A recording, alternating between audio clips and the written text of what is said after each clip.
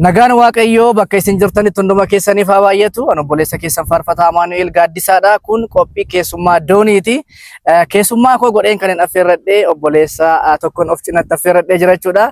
Obboleessi kun egaa akkuma argitan harka qullaa miti kan dhufe meeshaa waraanaa qabatee dhufe jechuudha. Obboleessi kun maqaan isaa eenyu akka ta'e baay'een keessan warra hin beekne wajjin wal baraachuufan gara doonii miidiyaatti affeera jechuudha. Duraan dursa baga nagaan dhufteen sin jechuu barbaada. Thank you. Baga nagaan nu eegdani. Egaa baay'een faarfannaa keellee akka isaan jaallatan tajaajila kee akka isaan jaallatan namoonni muraasni quba qabu. Namoonni hedduun isaanii immoo karaa social media akka isaan sin beekne akka isaan namoonni hedduu si baraniif jechuudha gara miidiyaa kanaatti si affeere. Mee daawwattoota keenyatti maqaa kee maal akka hojjettu biraan nuuf ga'i. Tolee gaariidha. Dursa Waaqayyo isa guyyaa har'aan nu ga'eef ulfinni guddaan haa ta'u. Itti dabalee warri doonii miidiyaa waamicha naa gochuu keessaniif baay'ee ulfaadhaa jechuun barbaada. Maqaan koo faarfataa Ayyaanaa Kabbadaa Abdiisaan jedhama. Bakki ani itti dhaladhee godina Wallagga Lixaa mana Sibuu Ganda Waankii Gabaa Facaasee kan jedhamu ture. Bara Waaqayyo ayyaana isaatiin na dibee yookaan dibata isaatiin na dibee ayyaana sanaa baay'isee kaasee hojii faarfachuutti jira. Amma gooftaan dhufutti amma sinuma faarsa. Amma faarfachaa jirtu jechuudha. Ayyee egaa faarfataa ayyaanaa baay'een keessan namoonni muraasni beektu. Egaa faarfataa ayyaanaa faarfannaa isaa baay'ee nama ayyaanni Waaqayyoo irra jirudha. Dhugaa dubbachuu fi faarfannaa isaa baay'een jaalladha jechuudha. Jaallachuu irra darbee amman ofii kootillee social media irratti ittiin faarfannaa isaan worshippii godhu baay'een keessan beektu. Egaa faarfataa tajaajilli akkam? Tajaajilli baay'ee gaariidha. Biyya lafaa kanarra chaalenjii baay'eetu jira. Ispeeshaalii waan hafuuraa wajjin wal qabatu yookaan immoo waan ayyaana Waaqayyoo wajjin wal qabatu kana keessa dhiibbaa gurguddaatu jira. Dhiibbaa gurguddaan jiraatu yoo malee immoo ayyaanni Waaqayyoo baay'ee guddaa waan ta'eef yeroo hundumaa ni mo'ata. Amma Waaqayyoo ayyaana sanaa baay'isee immoo naaf faarfadhaa waldoonni kiristaanaa gaafa affeerraa naaf godhan dhaqee isa fannifame isa du'e isa du'aa ka'ee mirga abbaa jiru deebi'ee dhufuuf isa jiru ilma Waaqayyoo Yesuus Kiristoosiin garaa koorraa jaalladhee faarsuuttan jira. So Yesuus Kiristoos deebi'ee dhufuusaa dhaloonni baay'een yoo dagateyyuu yeroo ammaa namni baay'een hirriba du'aa keessa yookaan immoo hirriba baay'ee ulfaataa keessa yoo jiraate Yesuus Kiristoos ulfinaan deebi'ee dhufa. Yeroo hundumaa meen objektiiviin koo yookaan immoo xiyyeeffannoon koo inni guddaan bara Waaqayyoo waamicha naa godhee kaasee jechuudha. Waa'ee mootummaa Waaqayyoo faarsuun jaalladha. Yesuus Kiristoos akka deebi'ee dhufu waan biiftuu gadi kana baay'ee namatti agarsiisuun xiyyeeffannoo koo miti. Macaafni qulqulluun isin ajaju. Dursuu kan qabu sagalee Waaqayyooti waan ta'eef waa'ee mootummaa Waaqayyoo kana faarsuun baay'ee natti tola. Ayyee egaa baay'ee Waaqayyo si haa eebbisu. Egaa faarfannaa kee baay'ee jaallanna illee gara faarfannaa kanaatti akkamitti dhufuu dandeesse yookaan faarfachuu erga jalqabdee faarfannaa tiraakiyoota garaagaraa hojjetteetta kana dura albeemii hojjetteetta? Albeemii hojjedheera. Bara meeqa jalqabde namoonni baay'een si hin beekan ta'uu danda'a. Akka isaan si baraniif daawwattoota keenyatti tajaajilatti gara bara kam akka dhufte faarfannaa kanallee bara kam akka hojjette isti daawwattoota keenyaan biraan nuuf ga'i. Thank you obboleessa koo ammoo baay'ee si jaalladha. Dhugaa dubbachuuf barri ani faarfannaatti jalqabe almost bara 2001-2 kaasee ta'ee normaalii kan ani waltajjii yookaan isteejitti bahee faarfachuu eegalee. Isa dura garuu bara daa'imummaa kootii jechuudha yeroon horii tiksu biraaziroonni akkanatti manitti biraaziroota koo gaafan jedhanii faamilii keessaa faazariif maazarii koo yookaan immoo abbaa faadha koo hin barreen ture. Dhaladhee kanan bare obbolootuma koo hangafoota koodha. Kan na guddise isaanii yeroon horii tiksuu maatiin koo yookaan obbolaan koo baay'ee gooftaa waan jaallataniif namoonni baay'een gara qe'ee keenyaa dhufanii Waaqayyoon hin kadhatu turan. Yeroo sanatti yeroo kadhatan yeroon horii tiksee galuu Waaqayyoo kennaa faarfannaatiin yookaan immoo utuman hin uumamin akkan faarfataa ta'u yaada isaan akeekii qopheessee akkana uume gareen kiyya faarfataa akka ta'u maatii kootti raajiin dubbatamaa ture obboloota kootti jechuudha. Keessumatti hangafni koo yookaan obboleettiin koo har'a luba Roobee Kabbadaa jedhamti. Yeroo sana sagalee dubbatamu kana isheerraan dhagaa jechuudha akka raajoonni dubbataa turanii Waaqayyoo karaa raajoota akka maatii kootti akka faarfataa ta'u dubbataa tureera. Achumarraa bara 1996 na yaadadhan ture eessuma koo Abbayyaa Lamuu kan jedhamutu jira. Faarfataadha inni. Isa bira mana isaa taa'een kutaa tokkoffaa mana barumsaa seenee mana barumsaa gaafa seenu gitaara callee kan jedhamutu jira akka ammaa kana modernize ta'ee yookaan immoo haala ammayyaa waan kan hin hojjetamin tokko jira gitaara callee kan jedhamu. Gitaara sana mana keessaa qaba ture. Yeroo mana horii tiksuu baay'ee faarfachuudhaan faarfannoota warra hangafoota keenyaa kana faarfattoota durii baay'ee faarfachuudhaan siiquudhaan sagaleedhaan yeedaloodhaan faarfachaa horii tiksuudhaan hin beekamaa naan jedhanii nan yaadadhaan isa irratti. So bara sana yeroo inni faarfannaa mana keessa taa'ee hojjete sumni koo kun bira taa'ee dhaggeeffadhan ture. Isa booddee sagalee koo jaallatee waldaatti wajjin faarfannaa akkamii jedhee baay'ee si gaggabaabsuu yoo barbaade jechuudha. Waldaatti yoo dhattee na wajjin faarfatteen sodaattaa naan jedhe. Hin sodaadhu hin jedheen. Isa booda guyyaa faarfannaa keekiin yookaan waldaan isaa laatanii gitaara isaa qabatee na qabatee adaadaa koo taanee gara waldaa kiristaanaa deemne. Gaafa gara waldaa kiristaanaa deemnu amantoonni yeroo sana baay'ee waan turanii fi nan sodaadhe. Dura piroomisii yookaan waadaa galeef hin ture kan hin sodaanne. Gaafa achi gahee amantoota ilaalu nan sodaadhe. Sodaadheen yeroo kadhannaa keessa namoonni hundumtuun duruunfatu waan ta'eef eessuma koo biraa ka'een walakkaa amantootaa keessa dhaqee adaadaa koo bira taa'e. Qixxala waan ta'eef. Isa booddee kadhannaan goolabamee obboleessa keenya Abbayyaa Lamurraa faarfannaa dhageenya gaafa jedhani bira na gaafa na ilaalu waan hin jiru bira. Isa booda gitaaruma isaa akkasitti qabatee deemaa amantoota keessa dhufee nan arga yeroo inni deemaa dhufee adaadaa koo bira akkasitti qabee na fuudhee dhaqeessitee ejjitti na baase. Isa booddee faarfannaa lama isa bukkee dhaabadhee sammuuma keessaa jechuudha. Inni bara durii beektaa fuulbeetti wantoota kaanii faarfannaa ajandaa cirra kaanii faarfatu bira dhaabbadhee faarfadheen hin gallee namoonni baay'ee dinqifatanii gaafa gallu baay'ee bareeda sagaleen keenan jedhee. Isa booda gara 1996 gara bara 2001tti akkaataa baay'ee dinqii fi ajaa'ibaatti nan gara faarfannaatti dhufe. Innis yeroo tokko bara iddoo jedhamutu jira darabaa kan jedhamu jira naannoo keenya iddoo qonnaa jechuudha. Utuun iddoo sana jiru namtichi Waliiqaa Sanbataa jedhamu tokko waldaa kiristaanaa keessa baay'ee tajaajila. Achumaan immoo waardiyyaa waldaa kiristaanaa sana ta'ee eega. Kadhannaadhaaf gaafa isa bira deemnu obboleessa koo tokko wajjin ammas jira Yohaannis Malaakoo jedhama. Gaafa achi deemnu ergaa baay'ee natti dubbateetu maaddii adiitti jedhe. Buddeenni bareedaan ba'ee bishaan burcuqqoo adii yookaan immoo kubbayyaa adiitti nammanii buddeen sanarraa ati nyaattee bishaan sana dhugdee namoonni hedduun gara maaddii kanaatti dhufanii jedhe. Ergaan gaafa sanatti dubbatan yaadadha. Nyaatanii dhuganii uffeetu jedhanii argaa jedhe. Waaqayyoo kennaa guddaa sitti kennuutti jira. Ayyaana guddaa sirra kaa'uudhaaf jedha. Baroota keessatti immoo raajii beekamaa taatatiidhaan jedhe. Ameen. Inni gaafa akkas dubbatu nan aare. Tunni faarfataa beekamaa yookaan immoo nama guddaa taata jedhe baay'ee faarfataa waan jaalladhuufi baay'een gammadan ture. Nan aare gaafa akkas jedhu foonumaan hin taa'ee aare. Waa'een ergaa baay'ee akkasumara waan naan hubatamneef jechuudha. Obboleessa koo kanaan achi baanii mooraa waldaa kiristaanaa sana keessatti namticha arrabsuu jalqabe.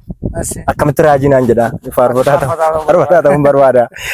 Maaliif raajii naan jedha gaafa jedhu nu dhagaa maal taati namichi kun hin dhagaa waaqayyotti dubbataa naan jedha mucichi. Yoo nu dhageenyu haa dhagahu malee raajii ma waan jedhamu hin barbaadu hin jedheen. Isa booddee achii baanee magaalaa sana keessaa magaalaan sun magaalaa Daalaatti jedhamti. Achuma keessaa baheen naqee dabtara 32 tokko mana suuqitti goreen bitadhe. Kun normaalii koomitimentii ma ajaa'ibaati gaafa taa'ee dabtarii sana bitadhee hamma manatti deemnutu obboleessa koo sanaa wajjin namichuma lolaa deemaa gallee rafnee galgala isaa gaafa rafnu boriisaa sa'aatii 12tti faarfannaan dhaabne. Faarfannaan akka kanatti haaraamti faarfannaan boriisaa sa'aatii 12tti gurra koorraa faarfataa arraba koorratti mi'aa sagaleen dhagaa gaafan kee faarfannaa sana faarfadhu narkaa badaa yaadeen takka ture ilaaleen ma jira lakkoofsi isaanaa dhufee abdataa fidaa jedhama. Utuun ammas mana isaatti isa wajjin kadhadhu ayyaana naan jedhe. Bara namni baay'een dugda natti gate kana keessa kennaan sitti kenne kana maaliif ukkaamsitee keessee baay'ee ittiin hojjedhu siin jedha Waaqayyo. Yoo ittiin baatee hojjettee nama guddaan si godha wanti karaa si dhaabu hin jiru. Sadarkaa addunyaatti si beeksisa. Biyya keessaa falaatti nama deemee dubbii koo dubbatu taata siin jedhee jedhe. Taa'een keessa kootti faarfannaa barreessuu jalqabuun koo jeeshan hin bulle. Akkamittiin akkas naan jedha namichi kun yoo mana awwaalee ukkaamsee kaa'e gaafa jedhu ilaa akkas jechaa jirta. Yoo mana akkas godhe jechaa jirta waan ta'eef ammuma baay'ittiin hojjedhu siin jedha Waaqayyo naan jedhe. Nannee isa booda ookeen jedhee gaafa teenyu maaltu ture ayyaana ani maal akka kennaa maal akka sirra jiru adda naan baanee jedha obbo Gataan suni garuu immoo jedhe Waaqayyo kennaa guddaa akka sirraa qabutti natti mee irraa ajjamoo faarfatamuu lallabdaa naan jedhe. Nan faarfadhaan jedheen facaasaarraa sagantaa guyyaa facaasaa sana irratti maal ta'a yoo faarfattee ookee jedheen ittiin walii galee gaafa guyyaan galgalaa sun ga'u baay'een sodaadha yeroo jalqabaa for the first time dha waan ta'eef baay'een na'e. Achiin booddee gaafa namtichi sagamtaa dura bu'ee gaggeessu suni amma inni obboleessa keenya ayyaanarraa faarfannaa dhageenya jedhutti naasuun keessa jiru sodaan keessa jiru si ibsuu danda'u. Keessa kottuma waan ayyaadha. Si wajjinan taanaan jedhera waan ta'eef har'a na salphisinaan yookaan na qaanessinaan lammaffaa waan kanatti hin deebi'uudhee murteeffadhee ayyaanarraa faarfannaa dhageenya gaafa lafaa ka'u namoota gurguddaatu jira. Namni kun natti mul'achuu didee ayyaanni guddaan tokko dhufee na golgee. Gaafan faarfadhu dhugaan sitti maa biyyi suni baay'inaan irra teessumni shimaladha. Gaafan faarfannaa ma jalqabu dibbee malee waan gitaarri hin jiru kiiboordiin hin jiru gaafan akkasumatti sagaleen faarfannaa jalqabu namni dibamee hin guutamee faarfannaa isa jalqabaatu hin fitin addaan kunnee gara sagalee waaqayyoo dhaga'utti darbinee akka kana ture ammoo. Baay'ee namatti tola seenaa baay'ee keessa dabartee dhufte jechuudha. Egaa faarfannaa kee TikTok irratti namoonni hedduun namoonni garaagaraa yeroo isaan faarfatan yeroo isaan dhaggeeffatan nan argaa. Egaa faarfannaa kee baay'ee jaallatan gidirfamuun kee gara laafessa koo kan jedhu anillee yeroo dhiyootii asitti TikTok irratti hojjechaan ture. Akkasumallee maafan dhoksaanii jetteellee faarfachaa turte. Haa gammadanii ijoollee. Faarfannaa isaa hedduun beekamu baay'ee waan jaalladhuu fi mucaa ayyaanni waaqayyoo irra jirudha. Mee faarfannaa kee kana saba biraan tunuuf geesse. Tole galatoomii amookoo waaqayyoo guddaa baraaf umurii kanaaf haa eebbisu. Faarfannaan ati amma kakaastu kun haa gammadan ijoolleen gooftaa egeree qabuuf gidirfamuun kee kun albeema koo yeroo jalqabaati. 2008 taayitiliin xiqqoo yookaan mata dureen faarfannaa kootii gidirfamuun kee jedha. Haa gammadan ijoolleen gooftaa egereen qabu sanuma keessadha. Faarfannaa gidirfamuun kee jedhu kana waggaa meeqa fiixee erga hojjette? Waggaa 8 irraa ta'ee yaada bara 2008 hojjette. Egaa faarfannaa gidirfamuun kee jedhu baay'een keessan hin beektu. Faarfannaa kana kan hojjete obboleessa koo ayyaanaadha jechuudha. Mee saba asiis ilaalaa jiru kana faarfannaa kanaan ni affeeri. Tole ayyaanni waaqayyoo bakkaaf iddoo jirtan hundumaatti isiniif haa baay'atu. Oolmaa isa Yesuus Kiristoos fannoo irratti nuuf oole sana. Yeroo hundumaa jireenya keessan keessatti, bultoo keessan keessatti, hojii keessan keessatti yaadachaa akka jiraattan hin barbaada. Yoo ayyaannichi isinii baay'ate Yesuus Kiristoos ulfinaan deebi'ee akka dhufu yaadattu. Yesuus Kiristoos ulfinaan deebi'ee akka dhufu yeroo yaadattan immoo hin qophooftu, hin dammaqxu, hin kadhattu waan ta'eef faarfannaa kanaan waaqayyoon faarfanna. Gidirfamuun kee gaara laafessa kee naaf jettee dhuftu oolchuudhaaf lubbuu koo. Namuun kee gaara laafessa koo naaf jettee dhuftu oolchuudhaaf lubbuu koo. Natti yaadatametu garaa koo moogessa jiraachuun koo har'aa kun si keessa burrisa. Natti yaadatametu garaa koo moogessa argamuun koo har'aa kun si keessa burrisa. Jaalatamaa koo jaalatamaa koo jaalatamaa kabajamaa koo Yesuus kabajamaa koo kabajamaa leellifamaa koo leellifamaa koo leellifamaa jaalatamaa koo jaalatamaa koo jaalatamaa kabajamaa koo Yesuus kabajamaa koo kabajamaa leellifamaa koo leellifamaa koo leellifamaa waraanamuun kee gaara laafessa koo anaaf jettee dhuftu oolchuudhaaf lubbuu koo. Fannifamuun kee gaara laafessa koo anaaf jettee dhuftu oolchuudhaaf lubbuu koo. Natti yaadatametu garaa koo moogessa jiraachuun koo har'aa kun si keessa burrisa. Jaalatamaako, jaalatamaako, jaalatamaa. Kabajamaako Yesus, kabajamaako, kabajamaa. Leellifamaako, leellifamaako, leellifamaa.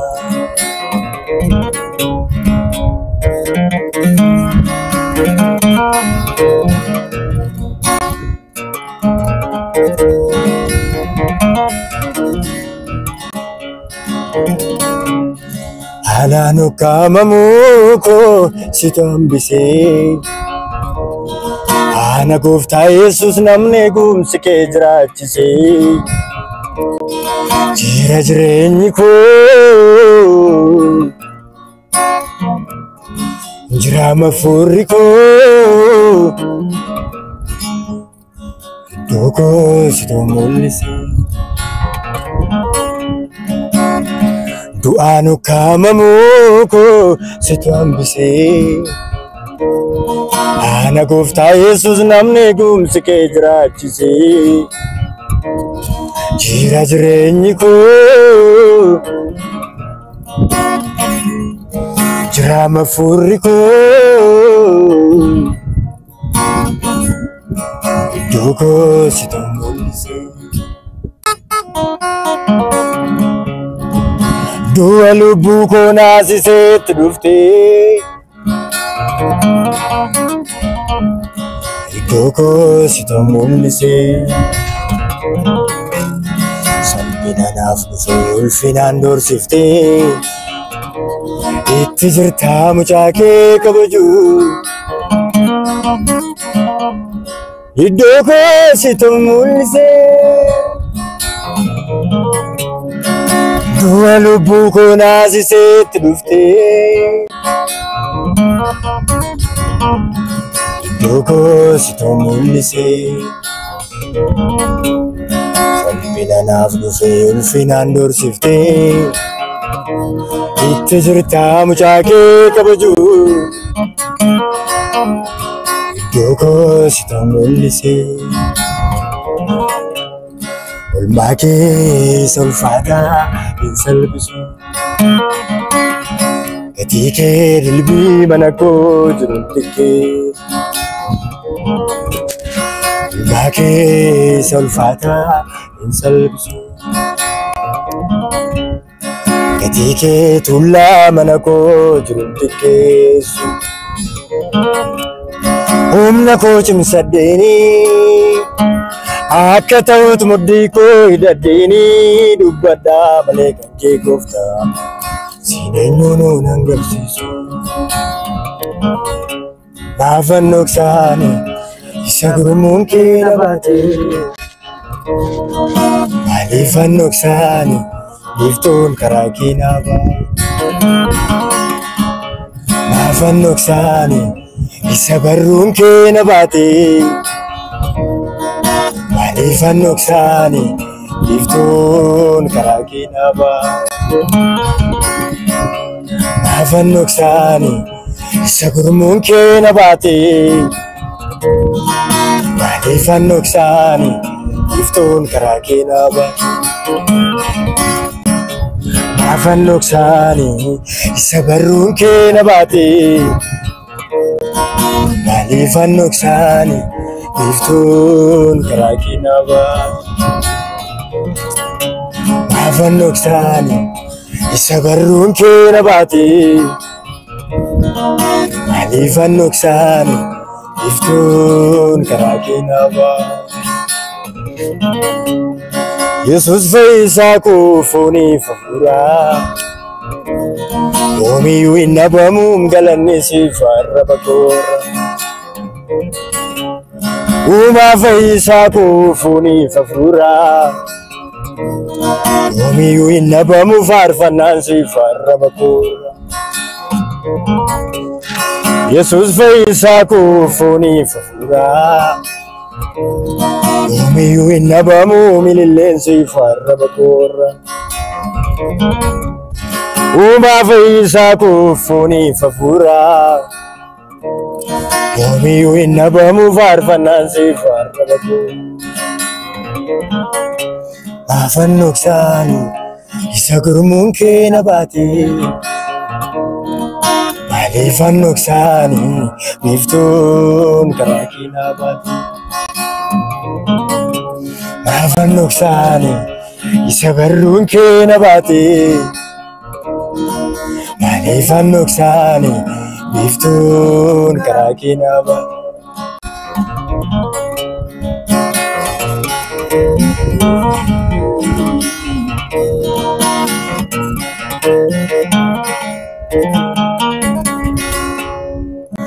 Raarri kee maallatti hir'isee hiree keet kan na qanansiisee gaati jabeessa koo Yesuus naaf ibsee. Gombisaan kee maallatti hir'isee hiree keet kan na qanansiisee gaati jabeessa koo Maaquus naaf ibsee. Gombisaan kee maallatti hir'isee hiree keet kan na qanansiisee gaati jabeessa koo Maaquus naaf ibsee. Kee maallatti hir'isee hiree keet kan na qanansiisee gaati jabeessa koo Yesuus naaf ibsee. Gaaddisni kee maallatti hir'isee hiree keet kan na qanansiisee gaati jabeessa koo Maaquus naaf ibsee. Araarri kee maallatti hir'isee hiree keet kan na qanansiisee gaati jabeessa koo Yesuus naaf ibsee. Gombisaan kee maallatti hir'isee hiree keet kan na qanansiisee gaati jabeessa koo Maaquus. Gombisaan kee maallatti hir'isee hiree keet kan na qanansiisee gaati jabeessa koo Yesuus.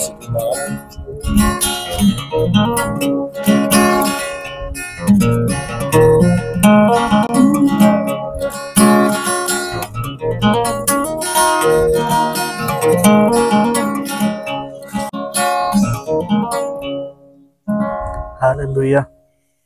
Waaqayyo gooftaan si haa eebbisu. Ameen. Haa eebbifamu. Ameen. Waanan jedhuun qabu baay'ee kan nama boqochiisu, baay'ee kan namatti tolu faarfataa akkasii qabaachuu keenya baay'een Waaqayyoof galateeffadha. Maaliifi dhugaa dubbachuuf faarfattoota hedduu utuma jiranii namoonni baay'een isaanii ergaa qabu, mul'ata gurguddaa qabu, garuu social media dhabuudhaan baay'een isaanii dhokatanii Waaqayyo gooftaan si haa eebbisu. Thank you. Eebbifame baay'ee. Baay'eetti gammadeera. Egaa faarfannaan kee hin quufamu. Baay'ee faarfannaan isaa namatti hin tolu baay'ee dhugaa. Hallelujah. Dirfamuun kee gaara lafeessa anaaf jettee dhufte oolchuudhaaf lubbuu koo. Waraanamuun kee gaara lafeessa koo anaaf jettee dhufte oolchuudhaaf lubbuu koo. Natti yaadatametu garaa koo moogeessa jiraachuun koo har'aa si keessa burrisa. Natti yaadatametu garaa koo moogeessa argamuun koo har'aa si keessa burrisa. Jaallatamaa koo jaallatamaa koo jaallatamaa kabajamaa koo Yesuus kabajamaa koo kabajamaa Hallelujah. Leellifamaa koo, leellifamaa koo, leellifamaa. Jaallatamaa koo, jaallatamaa koo, jaallatamaa. Kabajamaa koo, kabajamaa koo, kabajamaa.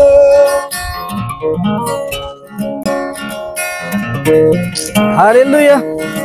Waaqayyo gooftaan si haa eebbisu. Ameen. Barri kee jireenyi kee haa eebbifamu. Ameen. Akka isin itti eebbifamaa jirtan shakkiin qabu.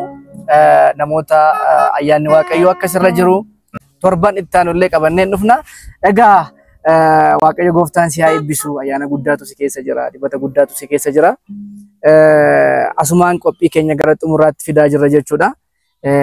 Gara fuulduraatti faarfannaa qabattee dhufaa jirtamoo waa'ee faarfannaa hojjechuu irratti maalirra geessedha kanatti jirtu? Dhugaa dubbachuuf yaamoo faarfannaan baay'eetu na bira jira. Moor ati wantoota ati kaleessa xinnoo tokko yoo baay'ee bichuu jechan ittiin ibsuun qabu faarfannoota amma beeka baay'een jaalladha jettu na bira faarfannoota hedduutu jira gara fuula miidiyaa kanatti kan hin bahin. Guyyaadha guyyaatti faarfannaan gara koon dhufa Waaqayyoo bira waanan kadhadhuuf sagalee waanan dhaga'uuf nan barreessa. Ispeeshaalii waggaa kana keessa faarfannaa baay'ee keessa koo guutee jaalladhee ergaan kun dhaloota bira utuu ga'e jedhee kanan barreessee qopheessee jiru qaba. Yeroo 2-3 gara istuudiyootti geessuudhaaf yaaleera. Akkuma ati beektu bara kana faarfannaan haalli faarfannaan ittiin hojjetamu ati faarfattaa waan taateef si duraa dhokataa miti. Namoonni kan biroon beekuu dhiisuu danda'u. Yeroo baay'ee yeroo faarfannaa hojjettu namoonni koomentii kennuu malee dadhabbii faarfannaan qabu. Aarsaa faarfannaan tokko si kaffalchiisu. Keessumatti barri kun bara suur sagalee yookaan viidiyoodhaan yookiis kiliippiidhaan faarfannoonni achi as gara miidiyaatti gara dhalootaatti ba'aa jiran kana keessa chaalenjii isaa namoonni hin beekan. Faarfattootaaf waa'ee faarfannaa namoota beekan qofa malee namoonni baay'ee waan hin beekneef haalli isaa xiqqoo chaalenjii waan na godheef itti yaaduu maxxan jira. Waaqayyoon irratti kadhachaan jira. Abbaan ergaa sanaa Waaqayyoodha waan ta'eef moor yoo Waaqayyo haala isaa mijeesse waggaa kana keessa bifa viidiyoo kan suur sagaleedhaan faarfannaan akkan hojjedhuuf na keessa bulee deddeebi'ee faarfannoota hin qabu keessaa immoo faarfannicha hojjechuu akka hin qabu keessi koo akka itti na'amanitti kan jiru jira. Yoo Waaqayyo na gargaari moorii haalli isaa yoo mijatee fi waggaa kana gara suur sagalee yookaan viidiyoodhaan akkan qopheessu abdiin qaba. Hoomaarra waan tokko harkaan jiru yoo ta'e boriin jiraata dha naman. Abbaan ergaa sanaa jiraataadha. Sagalichi sagalee jiraataadha Waaqayyo biraa dhufee waan ta'eef sagalee jiraataadha waan ta'eef Waaqayyo haala isaa hin qopheessan mijeessa. Faarfannichi waggaa kana keessa dhaloota biraa akka ga'u abdiif amantii guutuu nan dubbadha. Normaalii marra waan hin jirre irratti nan dubbadha. Macaafni qulqulluun isaa akkas jedha miti ree waan hin jirre akka waan jirutti amanuudha. Gabaabamatti wanti chaalenjii na godhe baajata isaati. Haala gaariidhaan qophii gaariidhaan istuudiyoo filadhee bakka filadhee lookeeshinii filadhee meeshaalee mi'aariibuu garaagaraa kana itti dabalee ajjasti godhee haala bareedaadhaan akkana keessa buleetti dhiyeessuudhaaf haalli baajata isaati chaalenjii na godhee jira. Haala baajata isaati kana Waaqayyoon kadhadheenis chaalenjii godhee akkan irraa aanu abdiin qaba. Kanattan jira qophii akkas akkasiitu na bira jira. Ayyee egaa Waaqayyo si haa eebbisu. Egaa baay'een keessanis ergaa isaa dhaggeeffattaniittu ayyaanaan nama ayyaanni Waaqayyo irra jirudha akkuma maqaa isaati. Dhaloonni viidiyoo kana ilaaltan immoo obboleessa keessan kan jajjabeessa ofitti qabadha gorsaan isiniin jechuun dhaamsa kooti jechuudha. Yeroo hundumaa namatuun jajjabeessee namatuun ofitti qabadhee baay'ee waan natti toluuf jechuudha. Waaqayyo isa gargaaree faarfannaan lakka qabatee dhufu haasa'aa jira. Kallattii garagaraan obboleessa jabaadhu si wajjin jirra yoo jettan gama dandeessaniini yoo bukkee dhaabbattanii cubbuu takka hin qabu jechuudha. Kanaaf obboleessi kuni ergaa qabatee dhufaa jira waan ta'e bukkee dhaabbadha akkasumas peejii isaa kana peejiota garagaraan qabdaa minire. TikTokiin koo isin gara Ayyaana Kabbadaa jedhee jira. YouTubein koo Ayyaana Kabbadaa official jedhee jira. Peejiin koo isin gara Ayyaana Kabbadaa official jedhee jira. Normal Facebookiin koo Ayyaana Kabbadaa Abdiisaa jedhee jira. Warreen kanadha miidiyaan koo speeshaalii YouTubein koo dhugaa dubbachuu fi maafan dhoksaan kun achirra jira. Hagammadan ijoolleen gooftaa egeree koo kanallee yeroo dhiyootti bifuma gabaabaa ta'een viidiyoon isaa achirra jira. Irree keessa jabaatti hirkadhee yookaan calallii kan jedhu situ na eegsise kan jedhu achirra jira. YouTubein koo kun monetaayizii hin taane mooraalillee tokko kan na dhabsiise sanadha akka inni faarfannaa hin hojjennee fi haala YouTuberoota bara kanaa hin beekta. Aarsaa guddaatti kaffaltee faarfannaa hojjettee sitti qoosu. Maalirra akka jiru naan gallanaaf meen hojjettiin fi isaanii malee baay'een isaanii normaalii waanuma biiftuu gaditti mul'atu kanaa fi normaalii waanuma akka dhageetti kan biraa qabu kana onnoo jedhu. So inni kan biraan immoo namni hundumtuu amma bara kana beekamtii qaba inni yoo faarfannaa kanarraa fuudhee biyyoo akkamii argataadha malee ergaa akkamii qaba faarfannichi. Meesejjiin isaa maalodha? Namni jedhu muraasa dheedhee mayyaadha yuutuberoota kiyya. Sababiin isaa faarfannaa maafan dhoksaa irratti waan na mudate baay'ee waan jiruuf sabskiraayibii 130 wayii qaba ture natti fakkaata gaafa irra godhe. Normaalii dhiisee man baajanni itti bayees normaalii akka kisaaraatti hin herregadhu hojii fayyina kooti kana wanta itti madaalu waan hin qabneef. Faarfannaa kana hammi dhaggeeffatu yeroo barbaade itti mamman taasisa ta'uu dee irra kaa'ee amma sabskiraayibii 2480 wayii keessa jira. Gochaa horiitu irra darbeera garuu narraaree dikiriis godhee waggaa irra darbee waan onnotee fi normaalii yuutuubii kollee akka dhaggeeffatanii yuutuubiin kee Ayyaana Kabbadaa Ofishaal jedha. Ayyaana Kabbadaa Ofishaal jedha jechuudha. Yuutuubii isaa keessa seentanii faarfannaa isaa argachuu dandeessu. Sabskiraayib godhaa, sheer waliif godhaa. Waaqayyoo si gargaara dhugaa. Dirree bal'aatu fuula kee dura jira waan ta'eef yaaddootii hin qabdu. Faarfannaa kee illee baay'een jaalladha utuun ansiin sin beekini. Eessumadha mucaan kun jedheen baay'ee nan si hawwaa ture. Namoota faarfannaa yeroo jedhamu baay'ee akkasitti nan caalaatti na dursita waan ta'eef beekuu dandeessa. Waama sagalee qabnuuf yookaan immoo waama qooqa qabnuuf as baannee faarfannaa utuu hin ta'in faarfannaan nama eebbisu jira kan nama eebbisne jira jechuudha. Waaqayyo si haa eebbisu si wajjin wal arguu kootti guddaa gammadeera. Dhaloota karaa sooshaal miidiyaa kana si ilaalaa jiru kanaan dhaamsa ati qabdu yoo jiraate dhaamsa asii dabarfachuu dandeessa. Dhugaa dubbachuuf baay'ee gammadaa amoo ko waaqayyo baay'ee baraaf umurii kennaaf eebbisu. Amma akkasiin jaalladhu baay'ee yoon dubbadde waan kan biraa fakkaachuu danda'a. Moornaa jiradhu waaqayyo umurii dheeraa jireenya gaarii kana caalaa ayyaana siifaa baay'isu jireenya gaarii sadarkaa gaarii siyaa fiduun jedha kana caalaa guddadhu jechuun barbaada. Ati nama ol adeemaadha dhugaa dubbachuuf umuriin kee hojiin kee ol hin madaalu. Kun immoo yoo waaqayyo dhoksaa isaa namaaf ibse malee namni akkasumatti hojii amma kana dadhabbii qabu hojii amma kana iyyaafannoo amma kana kan koo caala kan namoota kan biroo wantoota hojjettu baay'ee gaafa ndaalu moor baay'een gammadaa waaqayyo siin nuuf kennuusaaf gara dachee kanatti waaqayyo kaayyoo isaaf si fiduusaaf baay'ee waaqayyoonis nan galateeffadha. Dhugaa dubbachuuf hojii guddaatti jirta. Namoonni kan biroo waan kan biraa jechuu danda'u waan mooraalii si buusu kan biraa akka ittiin dhaggeeffanne dhaamsa siidhaan barbaada. Jabaadhu namoota siin jedhanii wajjin jabaattee hojii kana akka hojjettu waaqayyoon immoo moor caalaatti akka kadhattu anillee sii kadhachuu nan jaalladha.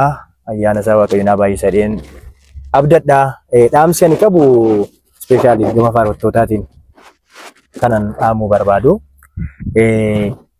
Yerichi moor baay'ee ulfaataa waan deemudha. Yeroon siin jedhu bara gara dhumaatti deeman yaada. Bara gara dhumaa kanatti immoo ispeeshaalii ijoollee waaqayyo wanti mooraalii isaanii inkaareejii godhu yookaan cimsu yookaan tumsu baay'ee jira jedhee yaadu. Bara akkasii kana keessa ijoolleen waaqayyoo mootummaa waaqayyoo lallabaa kan jirtan babal'isaa kan jirtan hojii aangoo hojii mootummaa waaqayyoo babal'isuu irratti xiyyeeffannoon keessan guddaa kan ta'e sagaleen isin jajjabeessu yoo jiraate sagalee misiraachuu yookaan sagalee waaqayyoo wangeela mootummaa waaqayyoo qofa akka ta'een isin dhaamuu barbaada. Garee isin deeggaru baay'een argattan jabaadhu kan isin jedhan baay'een dhibuu danda'u garuu du'a moo'inni ka ilmi waaqayyoo Yesuus Kiristoos tokkichi jireenya bara baraa nuu kenne sun ulfinaan inni deebi'ee dhufu sun garuu jabaadha akkuma jedhu sagalee jabaadhaa jedhu isiniif dabarsuun barbaada. Moor namni baay'ee isin jajjabeessu yoo dhibe sagalee waaqayyoon jajjabaadhaa. Isa waaqayyoo isiniin jedhe isa waaqayyoo itti si waame waamicha guddaa ulfinaa kana kabajjanii rakkina jiraatu dhukkubna jiraatu lolli ha jiraatu haguutus hayirratus yeroo hundumaa isa sin waame waaqayyoon yoo beektan waaqayyootu na waame waamichi kun kan waaqayyooti abbaan waamicha kana abbaan dibata kana innumti na uume waaqayyo na wajjin jira yeroo hundumaa bakka hundumaatti jettanii yoo amantanii wantoonni mooraalii sin buusan yoo isinitti dhufanii sagalee waaqayyo sanaan jajjabaatanii bira darbitu waan ta'eef ayyaana waaqayyoon akka jajjabaattan sagalee waaqayyoon akka jajjabaattan Yesuus Kiristoos isa dhufuuf jiru sana isa eegaa jiru sana yeroo hundumaa waa'ee isaa yaada waa'ee isaa faarfachaa rakkina biiftuu gadii kana homaattu tun lakkaa'in mudannoo tajaajila keessa jiru tajaajilamuu keessa jiru jireenya keessan irra jiru hundumaa isaan akka survive gootan akka dandamattan dhaamsa isinii dhaamaa. Yeroo hundumaa kan isin dhaggeeffattan jabaadhu namoota isiniin jedhan qofa.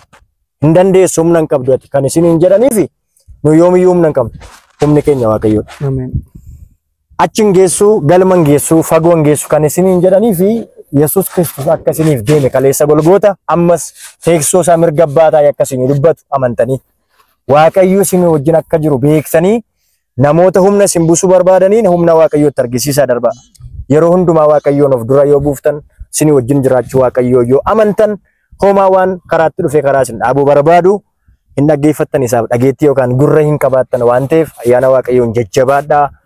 Galmi keenya mootummaa Waaqayyooti hin kaane xumurri keenya achidha waan ta'eef hamma xumuraatti ayyaanni Waaqayyoo isiniif haa baay'atu. Jabaadhaa sagalee Waaqayyoo sagalee misiraachoo dhufuu ilma isaa Yesus Kristus deebi'ee dhufuu ilma isaa lallabaa faarfadhaa hojii fayyina keessanii wajjin walii galu hojjedhaa isa isin fayyise olaa Waaqayyoo mirga abbaa isa jiru faarsaa jechuun barbaada. Ayyaanni Waaqayyoo isiniif haa baay'atu. Thank you. Hayyee Waaqayyo si haa eebbisu.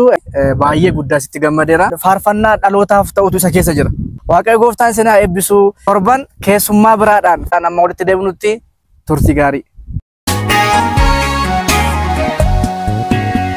Idirifamuunke gara labeessaku anaaf jettee dhufteo ol jiraaf lubbuuko waraanamuunke gara labeessaku anaaf jettee dhufteo ol jiraaf lubbuuko natti yaadatameetu garaa koo moogeessa jiraachuun koo har'aa kuni si keessa burrisa natti yaadatameetu garaa koo moogeessa argamuun koo har'aa kuni si keessa burrisa jaallatamaa koo jaallatamaa koo jaallatamaa kabajamaa koo Yesus kabajamaa koo kabajamaa leellifamaa koo leellifamaa koo leellifamaa